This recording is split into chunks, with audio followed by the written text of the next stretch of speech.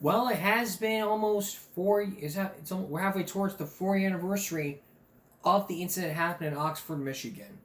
Back in 2021, when we did season 5, we focused in on the Oxford school. When we did season 4, we focused in on the Oxford school shooting. If you don't remember, Ethan Crumlin was the one who shot 4 teachers and over 2 students. He's charged with terrorism and murder. The parents are charged for involuntary manslaughter. They're both sentenced to life in prison without parole. And now there's new details into this. Just 3 days ago from Michigan Advance, the lawsuits are finally dismissed. All the every single person in the Michigan community has sued the Oxford School District for not implementing protocols when it comes to stuff like this. According to their website, a federal judge has dismissed a group of lawsuits filed on behalf of the victims of the 2021 attack at Oxford High School, following a ruling that determined employees were not negligent in Michigan's deadliest campus shooting.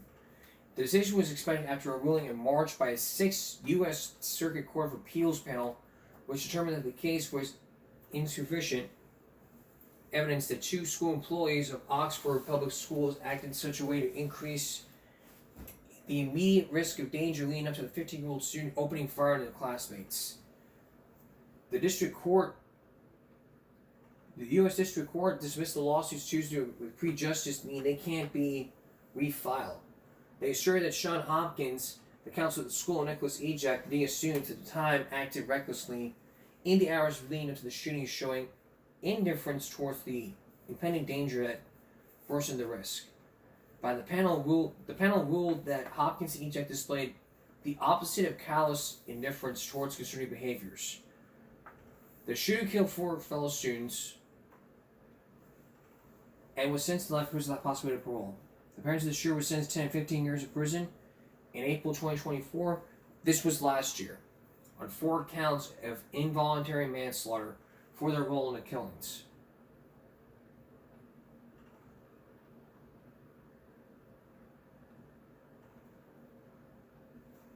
Now, lawsuits have been filed. The judge dismissed them. But lawsuits won't bring back the victims. But what you can do is implement new safety procedures. If you do so, you can make school a safe place. That's why kids don't want to go to school nowadays. I mean, they'll find ways to just get out of school, like make a threat or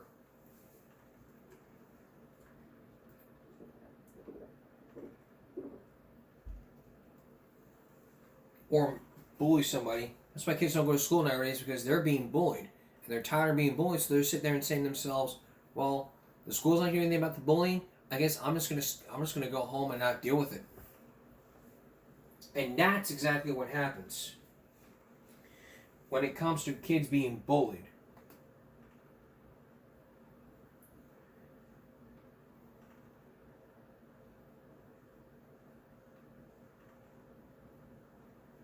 And it's been all over. It's all over the news. This was 2 months. This was back in March. Back in March, 2 months ago, they filed it. They dismissed it. But the school failed to do so. I believe the school failed. They failed not just the community, but the child and the parents. They failed. That's all they can do. They failed. You as a parent are responsible for your child. Period. It doesn't matter whether or not you are blamed here. If you are blamed for what happened, you can be charged with involuntary manslaughter. We also focused in on the difference between child abuse and child neglect. I believe the huge difference between both of those is you can be charged. You can be charged. Both those you can be charged. Neglect is just leave them by themselves. Abuse is when you stroke them physically with bruises. And endangerment is just you put them in danger. That's what all 3 of these lie upon on. CPS can get involved, and they can be, and the children or child can be sent to foster care. Remember Baby Gregory from back in '93? He was placed with a family to the state of Tennessee because of falsely accused child abuse when in fact it was Alagille syndrome that affects one out of every 70,000 births. And he also had bleeding from the brain to its eyes, and it existed since birth. But people have said, no, this was abuse. But the Tennessee Department of Human Services is saying, we need to take legal action. There's no legal action. You can take any legal action all you want, but it won't do a damn thing. The paperwork can come back, the attorney can come back and say, hey, we went back to court and we had this child. You don't have any proof. I mean, what's the doctor's going to do? You'll sign a piece of paper saying, what are you going to do with the contract? Here's your contract. The contract says you will falsely accuse them of child abuse. I mean, a piece of paper would say, here, we're serving you in court. You don't like it, go fuck yourself. That's how it is. You don't like we're being served, you don't like it, go fuck yourself. That's just how it is. With the last day of school approaching this month or in June, is there any more bullying going on? We're going to find out next, so please stay with us. When we did season 1 of Give Me a Break, we focused in on the biggest issue ever for the last day of school. Senior pranks. These pranks can often be funny at times, but it can also lead to vandalism, which is destruction of school property. Kids can be charged and be sent to jail if the district decides to press charges. It's all over the news. Kid destroys.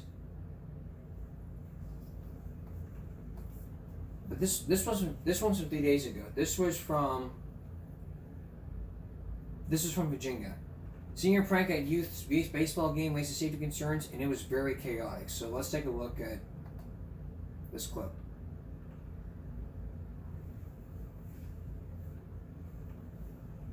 It was very chaotic. The game on the field. It was very chaotic. The game on the field for Coach Zachary Salisbury's team was going well.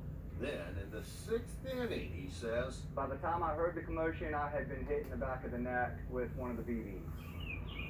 At first glance, it looked like everyone in and around the field was caught up in a drive-by shooting by multiple masked gunmen. It was 2 cars and some kids on scooters. 3 of them were hanging out the windows, one was hanging out the sunroof. And they were just... And some of those projectiles were hitting people. A couple of other parents and kids got hit on the sideline.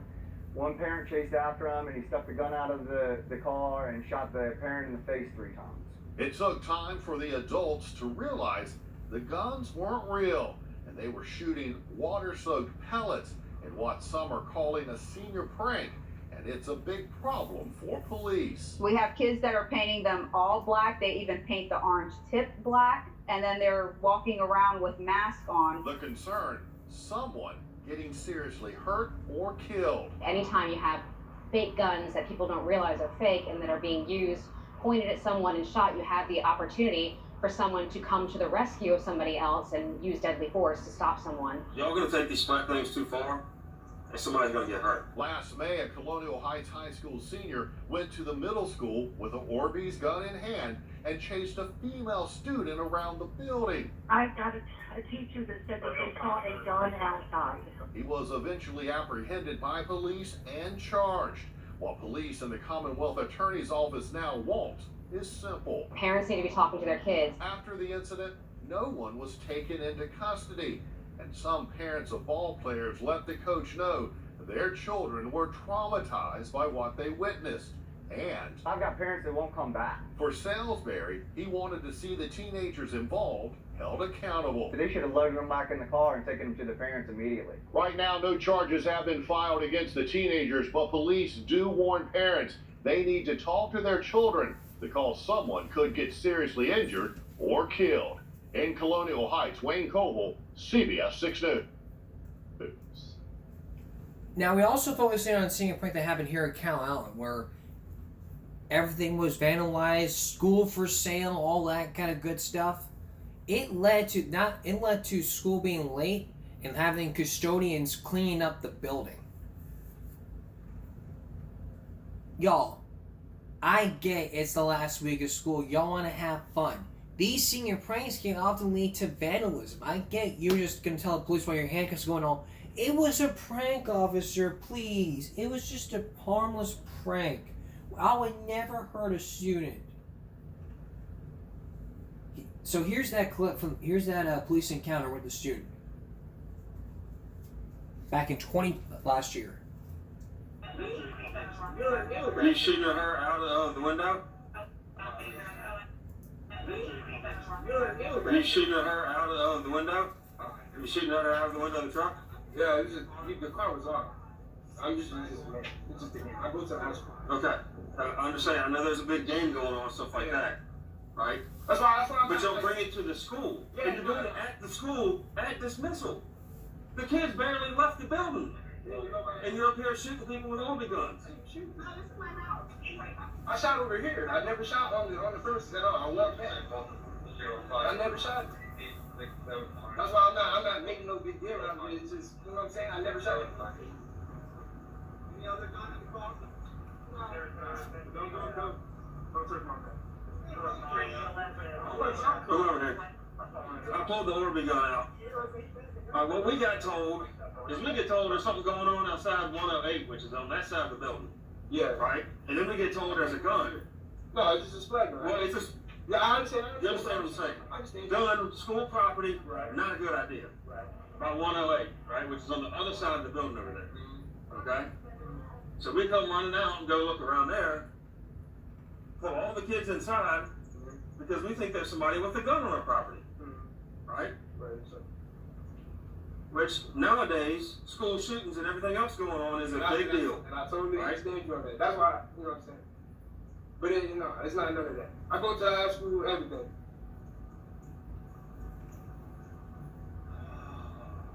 Y'all gonna take these splat things too far, and somebody's gonna get hurt. Right? Because somebody driving by here that's carrying a real gun sees you point something like that, spray painted black, at a little girl walking down the street. They don't know it's her sister. They don't know you know her. And they don't know it's a splat gun. They may start shooting at you with a real gun. Okay? Now I totally understand. Right? Yeah, I understand. I mean, running up the cars. I've seen videos y'all running up the cars at nighttime. Not you, but you know, just videos of people doing that. They running up the cars, shooting at the cars at nighttime. That's a felony. And it is a felony. That was the whole 2 minute. That was the whole clip. That was 2 minutes and 13 seconds worth. So he was charged.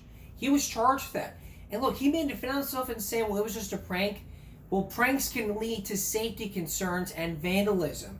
So if you're thinking about doing these senior pranks this year, boys and girls, you need to think about safety.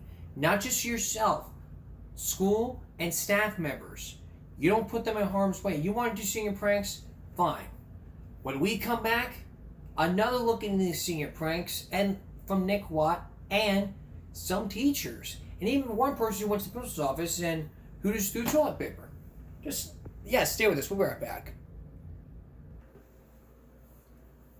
Senior pranks. It's all in the news. You know, kid gets arrested for pulling a prank at school, and all can lead to charges being pressed, you getting suspended, and your child getting suspended, your child not being able to walk at graduation, because that's a privilege. You know, you may sit there and say, come on, it's not a big deal if he pulled a prank. He should be able to walk the stage.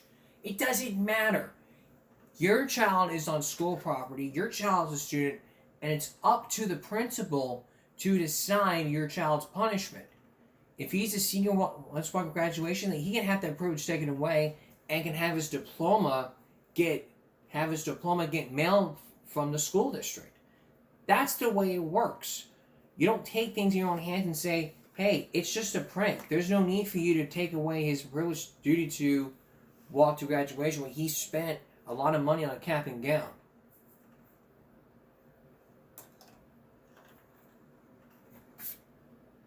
That's just the way it goes. But School takes this very seriously and can have the power to press charges if it turns to safety. Here's Nick Wong with our second look at school pranks. It's that back to school time of year again, and guaranteed kids are already hatching some hilarious hijinks. I never really was that into doing homework.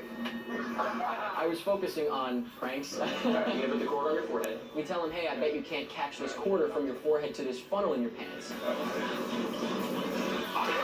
At the time, they were a little mad because they had water down their pants, but then they realized it was a joke.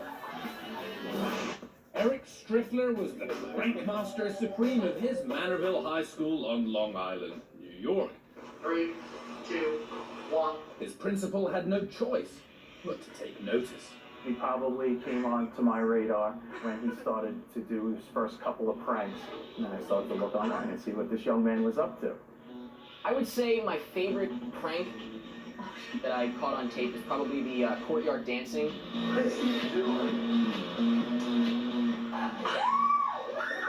It was such a blast, and everybody loved it. I prank people all the time. Even his mom. You son of a... High school pranks are an age-old tradition. There are, of course, the standard classics now immortalized on YouTube.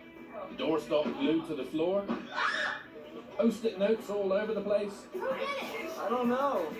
There's foil, styrofoam, cups.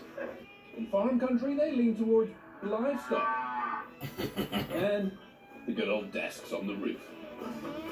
Don't forget the epic We Suck prank, where Yale students tricked rival Harvard fans into holding up signs that spell it out.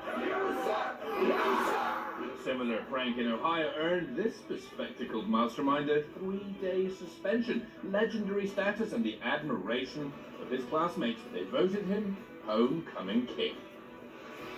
The senior prank is something of a rite of passage, but these young scallywags got started early and upped the ante. Today we're going to do a prank on our teacher. It's a global problem. This is Daniel. They're Norwegian. Hello.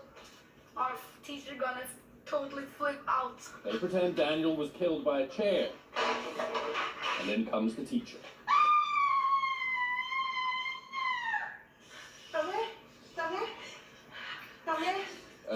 Then she found out it was a prank. Childish stupidity? Well, it can get even worse when grown-ups get involved, pulling pranks of their own. Teachers at a Minnesota high school tricked students into locking lips with their own parents. The students were blindfolded and told to guess who they were kissing. It wasn't the pretty cheerleader or the studly jock they hoped it was, but dear old mum and dad. The principal later forced into a mea culpa. I'm disappointed that this broke the way it did. I owe anyone who's offended by this an apology. I don't know how anybody involved, not just one person, said, maybe this is a little too sick, and maybe our kids won't find it that funny. On a Canadian school canoe trip, a volunteer parent tricked 2 kids into eating moose poop, saying it was chocolate-covered almonds. When he bit into the almond, he heard somebody saying, "You just ate moose." Everyone kind of just laughed at me and made fun of me. I started crying. I mean, that's just not funny. I think that's great, especially because it's a flip on it's the administrators pranking the kids. So I think that's fantastic. Fantastic? Thank you, Eric. Eric admits to at least one prank gone awry. We were doing a little prank on the nurses today. A buddy was to tell the nurse that every time he heard his name, he started dancing uncontrollably. It didn't go completely according to plan. The dancing fool missed his cue and confused the nurse. Why don't you go sit in the back? Wait, what's wrong? Wait, tell us. What? He ended up looking like he was having a seizure. That poor acting job earned them a day's suspension. Now us adults feel it only right to bring you a cautionary tale from San Isidro High School, San Diego, California. He was a grade A student. He was a good kid. Outstanding student. He was facing how many counts? Well, there were 3 counts. At 6 years maximum apiece. He could receive the 18 years. This A-grade student thought it would be funny to set off explosions in campus trash cans, resulting in a full-force response from the bomb squad. Albert LaForteza is in police custody tonight. Held on nearly $1 million bail, the homecoming king, football stud with an ROTC scholarship in the bag. Guilty. He lost his ROTC scholarship. That hopeful future you had before, no longer. Isn't there anymore? I mean, when I was at school, it was mainly sort of water bombs and maybe pulling a kid's underpants up at the back. I mean, this is a different level. And now the kids can jump on the internet and find all kinds of information on how to do all kinds of very dangerous things. That's what Elfbert did. It's on YouTube. Must be okay, right? Wrong. Elfbert brought a dozen so-called chemical works bombs into school. Just keep in mind that these things are very dangerous. The definition of these devices is lumped in there with hand grenades. I'm sure he never thought he'd have to hire you. And he didn't think he would have to spend 5 nights in jail. I think the line needs to be drawn when you're aware that someone in the situation might not laugh. Item number 16, LaForteza. Just 2 weeks ago, Elfbert had his record wiped. And I will grant the petition on that basis. Thank you, Your Honor. He's about to earn an engineering degree from the University of San Diego. As we said, he's a good kid, and he's our cautionary tale. I just want to advise seniors to just don't participate in any kind of senior pranks anything that'll damage your future. My advice for high school pranksters: you need to finish high school. You do not want to get kicked out. And if you're smart enough to get into MIT, you might turn a building by day into a giant game of Tetris by night, or somehow get a fire truck onto a roof. Ingenious? Absolutely. But still, deliciously childish. It can be childish, yes, but it can lead to getting law enforcement involved, bomb squad involved, and you not graduating. So, which leads us to, leads us to the next story.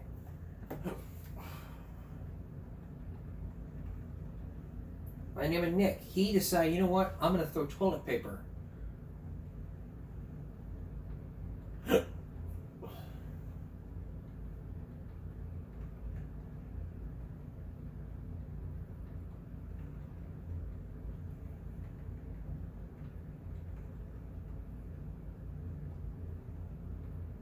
So, what do you think about the Jeep Wrangler? Very spacious. Yeah, come on in. Come on in.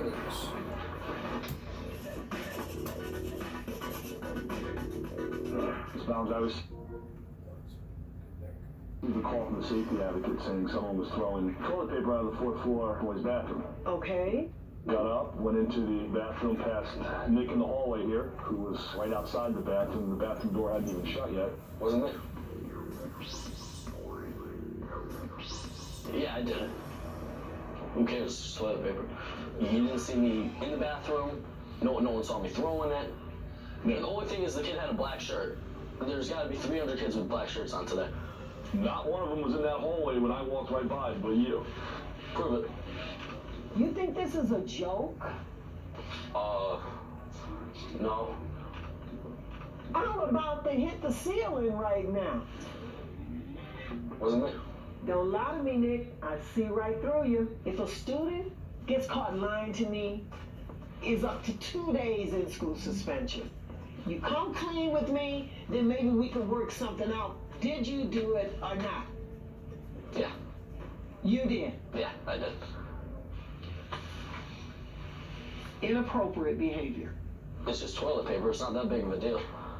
Who's supposed to pick up that toilet tissue? Janitor. I don't think so, wise guy. Wrong answer. You going out there and getting that toilet tissue up. Mr. Donovan, will you monitor that cleanup? No problem. No problem at all. I hope Nick sees how childish this type of behavior is. He is a senior, and it's time for him to start acting like one. Well, I saw the toilet paper, and the first thing I thought about was just throwing it out the window. It's funny. To you, it may be funny. To kids, it may not be. Detention, or you can wind up not graduating. Like in this next story. Next, a second look into a student who got suspended for just wearing a shirt and lost her privilege of walking at graduation. We're going to meet her when we come back. Stay with us. Okay, take a look at this shirt. Is that too out of dress code? According to one school, it is out of dress code. It was worn by this student who you'll meet tonight. She says she was suspended for wearing that shirt. But you may be shocked to see what the suspension actually says. Take a look at our second look. I'll never wear a shirt. Summer knew when she wore that shirt to Hickory Ridge High. I had it right here, so the tops of my shoulders. She could be violating the dress code. It's usually taken really seriously. The school makes it clear off-the-shoulder tops are not allowed, and the principal came to enforce it in the cafeteria. She came up to me, she said, "Do you have a jacket?" I said, "No, I don't." A friend gave Summer one of hers. She thought that was the end of it. And then I, pulled it up, pulled the jacket over, it zipped up the jacket. But Summer says the principal wasn't satisfied, ordered her to go to the office to change. The honor roll senior has had issues with the principal before, to the point where her mother had to get involved. I said, "I apologize, but I can't go anywhere with you unless my mom is on the phone." So Summer sat and waited for her mom's call. That's when Summer says the principal called the SRO for backup. Officer Elwood was within 5 feet of me, had his hand on his gun. She said, "I'm going to give you an ultimatum. We have tried to call your mother. You either come with me to the control room to change your shirt, or we will arrest you." Summer's mom would eventually call back, so she agreed to go to the office. But by then it was too late. The senior with a 4.4 GPA, suspended for 10 days, told she can't walk at graduation. A full ride means so much, and that is on the line right now. Her future possibly stripped, all because of a shirt. Summer says it's a lot to shoulder. It's just sad because I worked so hard for 4 years to walk across that stage, and we have drug dealers walking across that stage, and we have sex offenders walking across that stage, and then the 4.4 student who showed her shoulders can't. Nobody can walk that stage. Now that was 18 years ago. That was 8 years ago.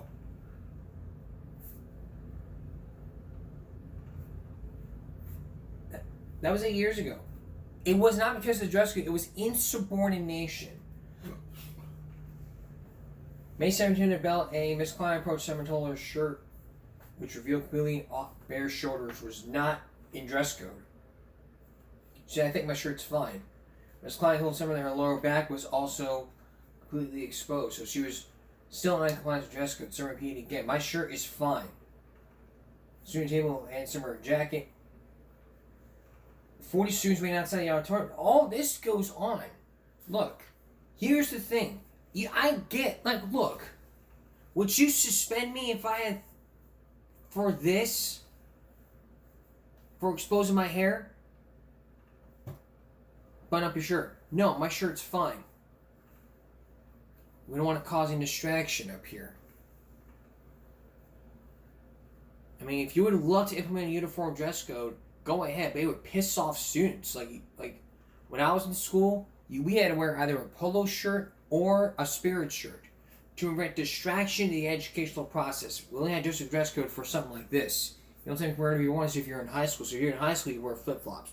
But if you were in elementary, intermediate, junior high, you were not allowed to wear flip-flops. You were only allowed to wear is closed-toed shoes, a pair of shorts, and a spirit shirt or polo shirt. Nothing else. No excuses at all. So she might not get her diploma, but she'll learn a great valuable lesson. Not to come to school out of dress code. If you don't know your school dress code, you have to look at this. You have to look at your student code of conduct. It will show. It will show. Now, after the story aired, it gained a lot. New unicorn dream slush. Wish. Now, after that story aired, it gained a lot of attention. Meaning, everyone was angry, but what happened next would even shock you. it led to phone calls. It led to phone calls happening, and even one principal having police presence. Just take a look at this. Take a look at this. Shoulders and back. Tonight, Tanya Mendes shows us the suspension is causing all sorts of backlash at the school. We broke this story last week, and now it has gone viral. People writing to Hickory Ridge High from all over the world. The sheriff's office telling us they've received 5,000 phone calls and emails, some of them threatening, and the sheriff's office is investigating. I had it right here. A collarbone creates a backlash no one saw coming. An honor roll student suspended after a dress code violation. Full ride means so much, and that is on the line right now. Summer wore a top that showed her shoulders and back. When confronted by the principal, Summer covered up.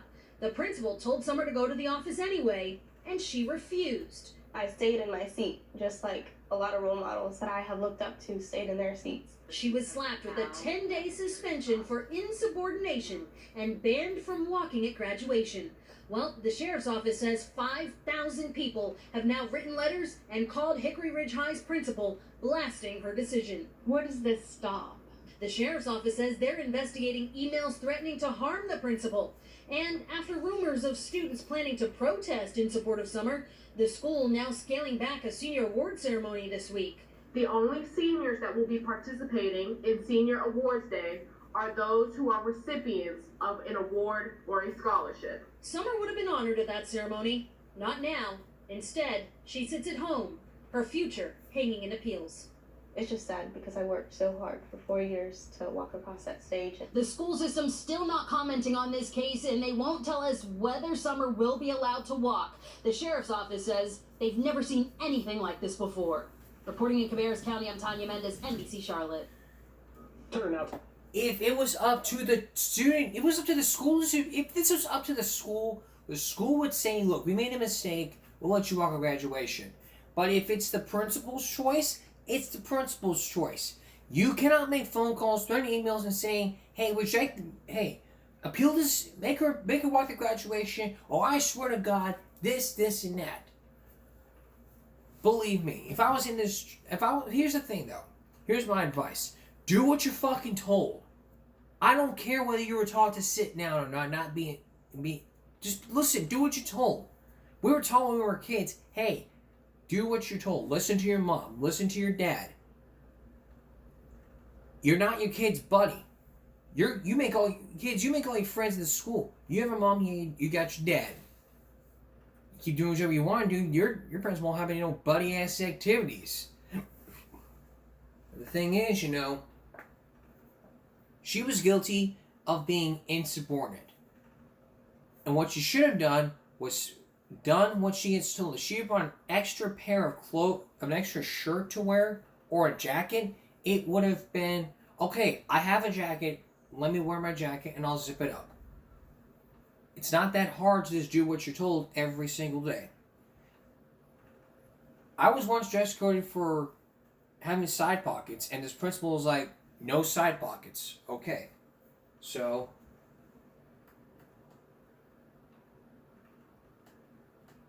I couldn't wear side pockets.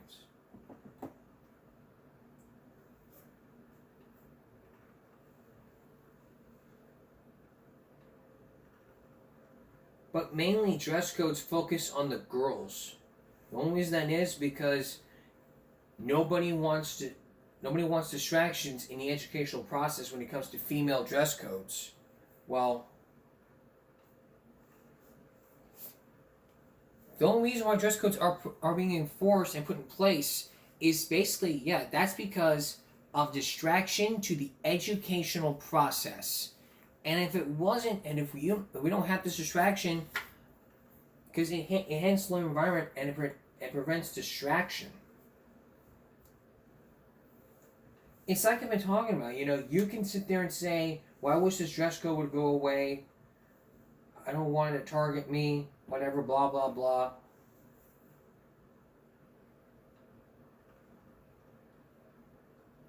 I get it. everyone has the right to wear shorts. Everyone has the right to wear whatever they want. But truthfully, that's because it's a distraction to the learning environment. You know, you can't dress in a costume. You can't wear a mask. That's the rules. Refer to your school's code of conduct or handbook. Look at it very carefully and say, okay, this is what you cannot wear. By the time next school year happens, here's my tip for you. Go over the rules again with your child. So that way they can get a fresh review. Let's say, oh, you can't be wearing this, can't be wearing that. Then, if your child wants to go clothes shopping, it's up to the child. Bring the policy with you. That way you can look at it and go, well, according to this code, that's not allowed. And if your child says, well, the other kids are doing it, give them a warning and say, if you keep up with this attitude, we're going home. Okay. Yes, ma'am.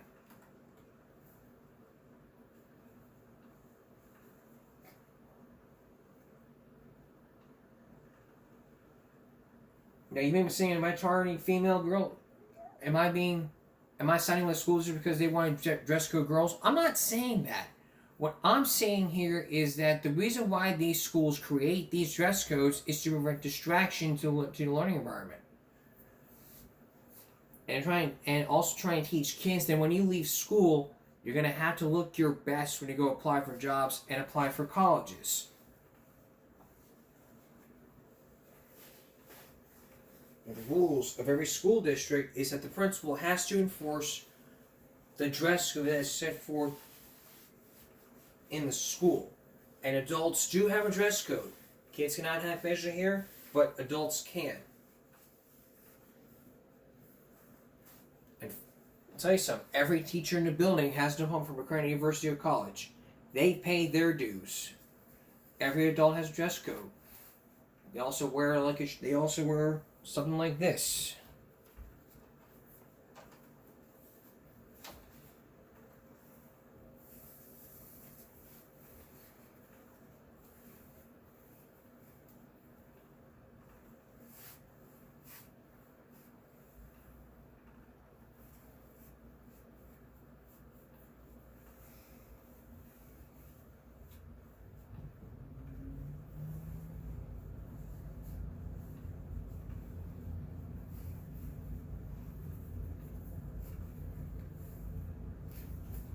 Do you see what I mean? A simple shirt and a tie. Just that simple. Tucked in shirt and or tie. That's what girls have if you're going to in-school suspension. You have your shirt tucked in and you wear a white shirt and yellow tie, and that shirt would be tucked in. And you be like that at your desk like all day. The thing is, you couldn't be wearing your ties. You couldn't be wearing different ties. You'll be having a white shirt and a yellow tie. It's just that simple. We're going to take another break. We'll be right back. Millions of Americans use them every day, and chances are you do. There's close to neighborhood shopping malls, your office building, or your subway station. Now, you probably don't think of them as dangerous, and for the most part, they're not. But accidents happen more often than you think. Just years ago, a 3-year-old was seriously injured on one in New York City. As we first told you when we first talked about escalator safety on this broadcast,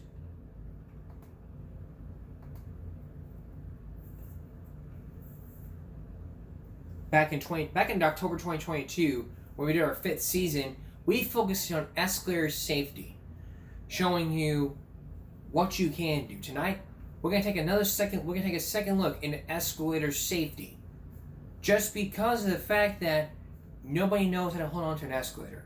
Here's Chris Hansen with a Give Me a Second Look.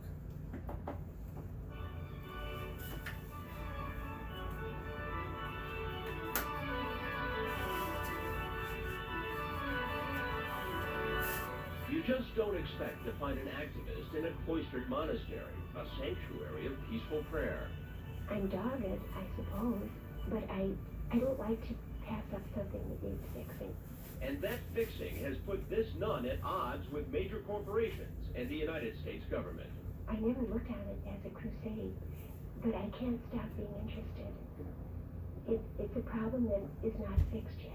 Sister Mary Therese Zamikiel's One Nun campaign from this monastery outside Cleveland doesn't concern questions of faith. It's about escalators. They are potentially dangerous. They're not only dangerous to children, there have been some terrible accidents to adults also, but the children are the most vulnerable because they're the smallest. She's felt that way since her nephew, Jamie Zamikiel, got on an escalator with his mother in a Sears store 19 years ago. I remember getting out at the top and my mom taking my hand. And he had one hand up on the moving railing, just exactly as you and I were taught to do. I remember going down it. I remember something tugging at my foot. Here we go. The memory of what happened that day is etched into Jamie's mind. This is about where it started. Even now, he has no trouble showing his aunt where it all happened. I remember my mom yelling and screaming, and then the next thing I remember is my foot coming out and not even recognizing it as my foot. Jamie's foot had been trapped in the gap between the escalator step and the sidewall and was horribly crushed in seconds. At first, Sister Therese thought Jamie's injury was some kind of freak accident, but she found out that according to the federal government, currently, more than 16,000 people a year are sent to emergency rooms because of escalator accidents. The vast majority are children, just like her nephew. The whole thing was terrible. I couldn't stand it. I couldn't stand by and not try to do something. This is a letter from the escalator company. Sister Therese says she's hounded the industry and government agencies to improve escalator safety. Most recently, she's taken her campaign to First Lady Hillary Clinton at the White House. But 19 years after her nephew was hurt, children are still getting hurt. I heard great things about Boston, that there was a lot to do and a lot to see up in the Boston area. Mom. Get two of them, don't you? Andrew Baird and his family were visiting Boston for the first time in June of 1994. After leaving the New England Aquarium, Baird and his two kids got on an escalator at the MBTA station, Boston Subway. My daughter was on the step ahead of me, and I had her right hand in my right hand. I felt a jerk, and my daughter started to scream, like she was scared. You remember what happened? But 4-year-old Kelsey Baird was screaming in pain. The escalator bite me. The escalator what? The escalator bite me. The escalator bit you? I cried and screamed. Thing jumped up, grabbed her leg, and ripped it wide open to the bone. This is what Kelsey's leg looked like after the escalator bit her. It took emergency surgery and 5 months physical therapy before Kelsey could walk again. Her family is considering suing both the Boston subway system and the manufacturer.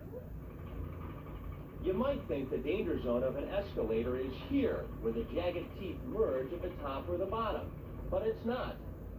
According to government and industry figures, this is where the majority of traumatic injuries occur, the small gap between the moving step and the sidewall.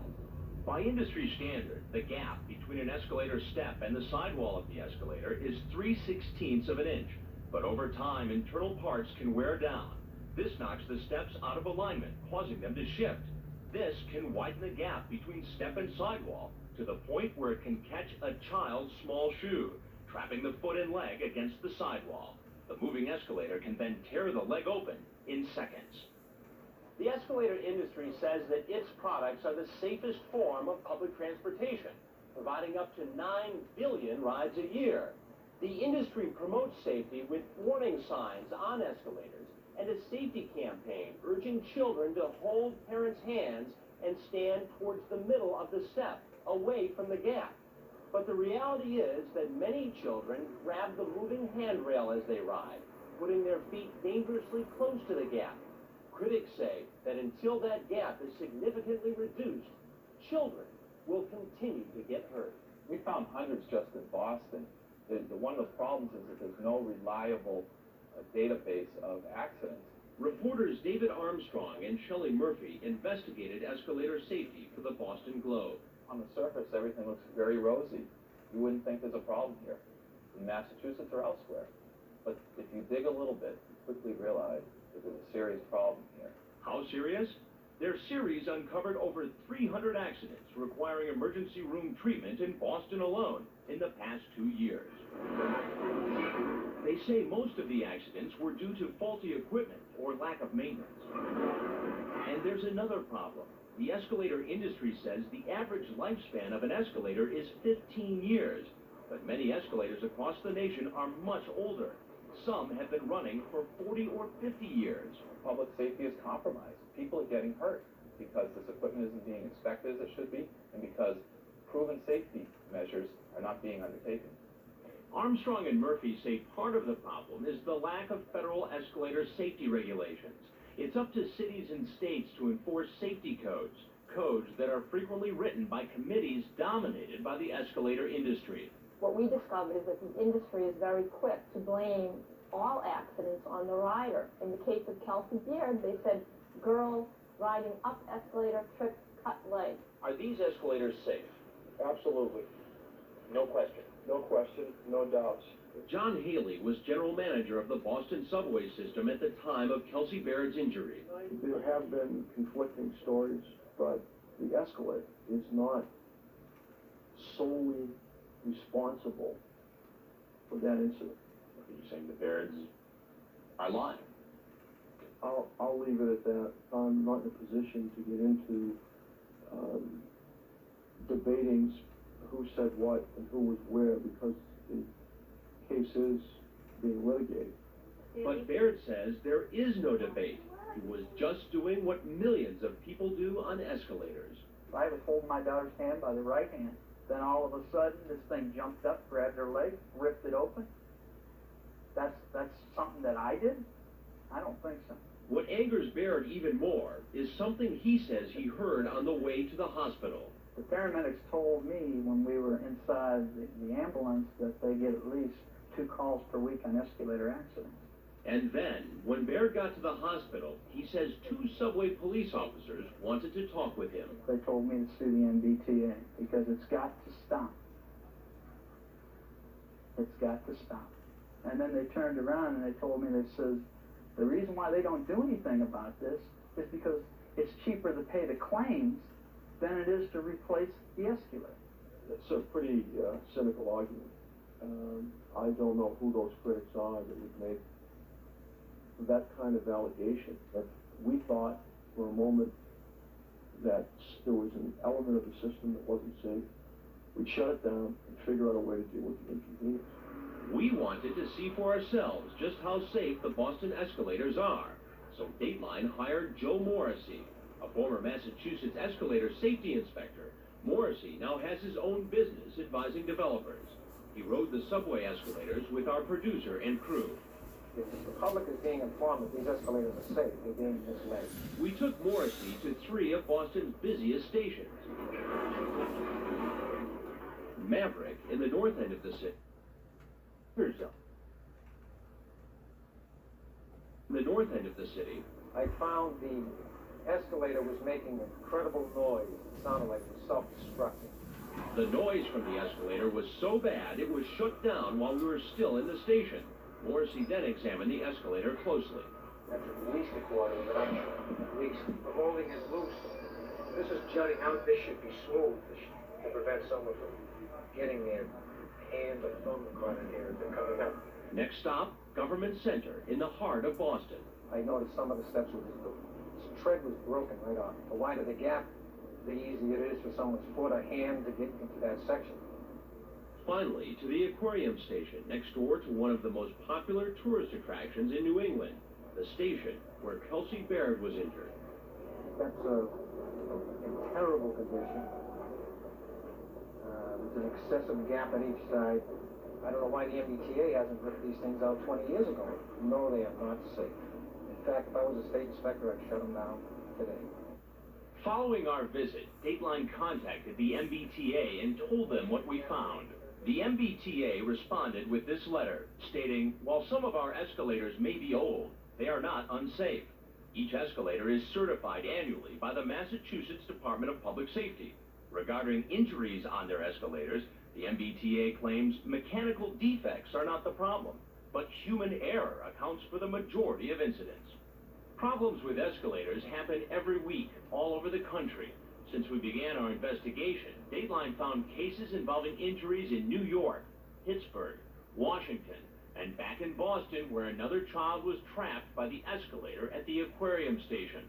With all those injuries, why hasn't the government cracked down on unsafe escalators? For a number of decades, a number of concerned people have petitioned the Consumer Product Safety Commission to do something, and their response has been, there's no problem. And who was the first person to petition the Consumer Product Safety Commission about escalators? Sister Mary Therese, back in 1978. They chose to reject the petition. They said there is not insufficient evidence of danger to children. Did you feel like you kind of got slapped in the face here? Yes. I don't know how on earth they couldn't be interested in doing something. But Sister Therese didn't give up. She heard about an invention that appeared to solve the problem that was hurting so many children on escalators. An invention was made. It's wonderful. Now there is a way to close that gap. Yet the escalator companies appear to want no part of this. They want no part of it. Why do you think they won't use this? A hardness that goes into insanity. So what's that invention happening? And why are people resisting it? When we come back, we'll have some answers in the conclusion of our story. Don't go away. Returning to our second look into escalator safety. You've seen how you and your children can get hurt riding an escalator. Now there's a device that could help prevent and reduce all the accidents. And it could have happened. So why aren't steps being taken to put that in place? Again, Chris Hansen.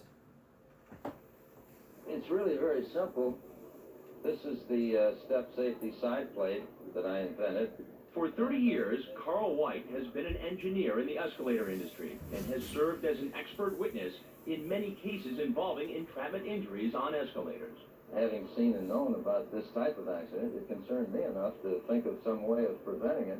This is what White came up with, the step safety side plate. Doesn't look like much, but it's actually a specially formulated piece of plastic that fits onto the side of the escalator step. Quite simply, it fills in the danger zone between the step and the side of the escalator, where so many children are trapped and injured every year. White's invention adds about $4,000 to the cost of an escalator. That's not a lot of money, considering new escalators cost, on average, more than $100,000. If it's that inexpensive, why isn't the industry using your part? I'm at a total, complete loss to know the answer to that question. While escalator manufacturers have rejected White's invention, it is being used, and used successfully, at a place that stands as a monument to 100 years of inventions, the Smithsonian Air and Space Museum. Following several serious accidents here, the museum contacted White. So at that point, you showed them your invention, and they actually bought it. That's right. The Smithsonian installed the safety side plates in 1992. Since then, there hasn't been a serious escalator injury in a tourist attraction that draws over 8 million visitors every year. So, because your invention is right there, it would be very difficult, if not impossible, for a child to get caught or clothing to get caught in there. That's right. You can see it for yourself. Yet the industry says Carl White's invention has not been tested properly. Carl White's out to make a buck, and we don't want to make Carl White a millionaire, essentially. Well, that's the word. I right? think in the tradition of American free enterprise, those same companies make their fair share of money doing what they do. And I personally have no resentment, animosity, or jealousy toward them. And I don't know why they should toward me or any other inventor of someone who comes up with a better product. It's not a cure-all to that problem. It's a step in the right direction. George Strakosch spoke with us on behalf of the escalator industry. But there, again, we're not into a proof positive type of situation. Dateline contacted the leading escalator manufacturers, Otis and Montgomery, and the other companies through the industry's safety foundation. The manufacturers declined to talk with us, but the foundation recommended Straykosh, vice chairman of the industry's National Safety Code Committee, to talk about White's invention. It's a proprietary item sold by one company. He owns the patent to it, and he wants to make this money out of it. There's no question about it. So are you saying that these escalator companies will not put this part on their product because they would have to pay this other company? No, the person that pays is the buyer of the escalator itself. But again, even though the claim is that it has prevented the accident, there's no proof positive. It hasn't been around a long time. Since 1989, we've had them on all of our escalators. Rick Simonetta is general manager of MARTA, Atlanta's public transportation system. He says there's no doubt that White's device makes it a lot safer for the more than 400,000 people using MARTA's escalators every day. There have been no injuries as a result of any entrapments. So we really think that they have been 100% successful.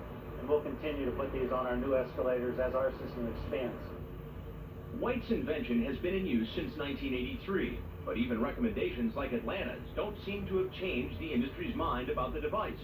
Otis and Montgomery, the two largest manufacturers, have sent letters like these to some of White's customers, warning them Otis is not persuaded the escalator side plates are either safe or effective. Some letters even warn of possible risks if the side plates are installed. White says this amounts to a scare tactic, and even claims the industry is blackballing him. Do you think the industry will ever change its view of your invention? As people high up in the escalator manufacturers have said off the record to me, the day your patent expires, you can be sure we'll adopt it and be using it. But White's patent doesn't expire until the year 2000, and now some manufacturers have come out with devices to protect against sidestep injuries on their own escalators. But White says his invention is the only one that can be fitted to virtually all of the 30,000 escalators already installed and in use. Do you think it comes down to a matter of cost? They don't want to have to pay somebody else because they don't have the patent? I can't answer that, but it's quite possible. So maybe because these big companies don't have the patent for this device, they're not using it. Well, you've heard that statement before, not invented here. As the debate between the industry and White continues, escalators from Atlanta to San Francisco have been fitted with White's invention. And as for Sister Mary Therese, she continues to worry about children riding escalators. I feel like these injuries are just falling down into a black hole, and everyone's forgetting about them. And I don't see any answers coming from industry itself. Now, these escalator companies are likely going to say that Sister is very emotional. She had a nephew who was injured. She's found a mission, a crusade. Maybe she's a little too emotional. The only emotion that I really feel in this is anger. And I think that all parents who have had injured children would be even more angry than I. They didn't have a voice. And I just tried to be that voice. And she was that voice because of these escalator accidents. Because these happening because nobody wants to take any invention and say, hey, let's have an invention put in place, while the companies are saying no. So after the story aired, we started digging deeper into escalator safety. So the question is, has there been any escalator accidents since we first looked into this? Well, if you were to Google escalator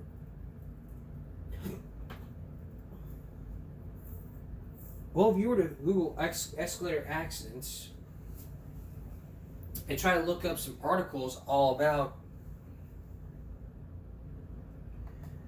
escalator safety, there's 1, 2, 3, 4. There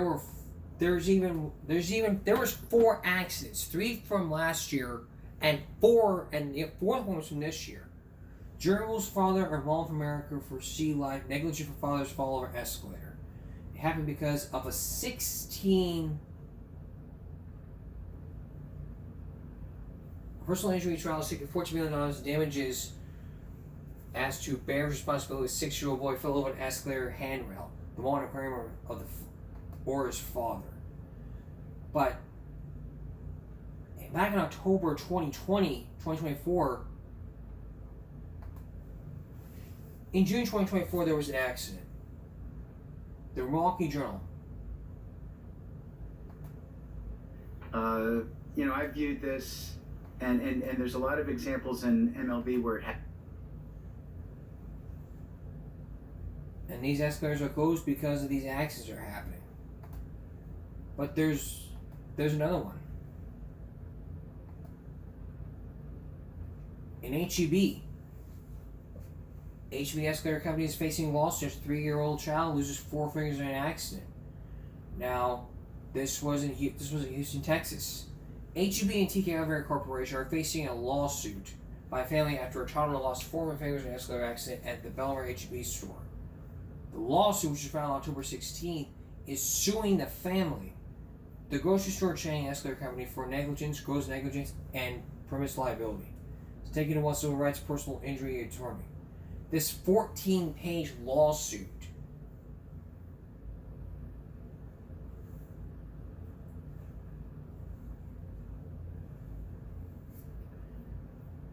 in the end,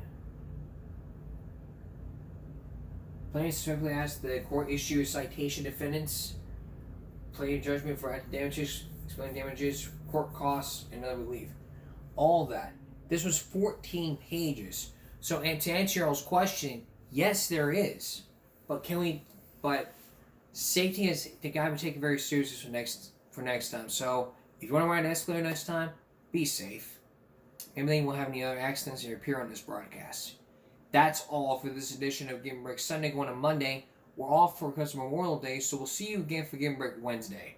It's finale week, and I'm up on Friday, the story of Christopher Reeve from 30 years ago. Follow us here on YouTube and give me a break. Stop bullying, speak up, concentration, knock strength, no jaywalking. And we'll see you again for Give 'em Break Wednesday. Good night.